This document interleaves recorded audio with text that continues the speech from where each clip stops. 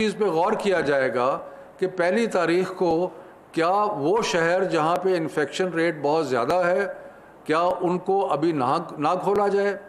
तो ये चीज़ जो है, यानी कि एक स्मार्ट अप्रोच कह लें या टारगेटेड अप्रोच कह लें, उसके बारे में गौर होगा कि अभी तो ये फैसला है ना कि 9, 10, 11, 12 तो सारे पाकिस्तान में खुल रहे हैं, लेकिन पहली तारीख को क्योंकि प्राइमरी बच्चों ने आना है और सेकेंडरी और हायर एजुकेशन ने आना है, तो उससे पहले ये देखा जाएगा कि शहरों के अंदर इन्फेक्शन कितनी है और उसका हिसाब किताब लगा के कोई पॉलिसी जो है वो अगले हफ्ते की जाएगी।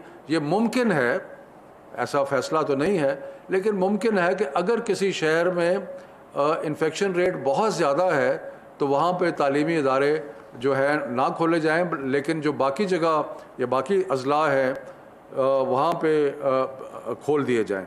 सो एक तो ये है। दूसरी चीज़ जिसके बारे में अगले हफ्ते हमने फ़ैसला करना है कि जहाँ जहाँ बंदिश होती है वहाँ पे जो पहले एक फ़ैसला किया गया था कि हफ्ते में एक दिन बच्चे आएँ और आके अपना होमवर्क जो है वो स्कूल से लेके चले जाएं, तो क्या ये सिलसिला जो है इसको भी हम किसी तरीके से जारी रख सकते हैं या नहीं जारी रख सकते। मैं एक आखिरी दफ़ा सारे फ़ैसले दोबारा दोहराता हूँ कि 9, 10, 11, 12, 18 तारीख़ को गुज़श्ता फ़ैसले के मुताबिक 18 तारीख़ को खुलेंगे, यानी कि सारे स्कूल्स या इंटरमीडिएट कॉलेजेस जहाँ पे 9, 10, 11, 12 की क्लासेस हैं वो खुल जाएंगे। उसके बाद जो 25 को खुलने थे प्राइमरी वो नहीं खुलेंगे। क्लास 1 to 8 जो है वो पहली तारीख को खुलेंगे और हायर एजुकेशन इंस्टीट्यूशंस जैसे कि पहले फ़ैसला हो चुका है वो भी पहली तारीख को खुलेंगे।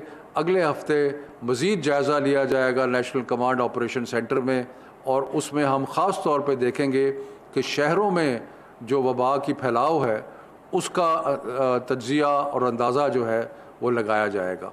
तो ये आज के फ़ैसले हैं जो मैंने आपके सामने पेश करने थे। शुक्रिया।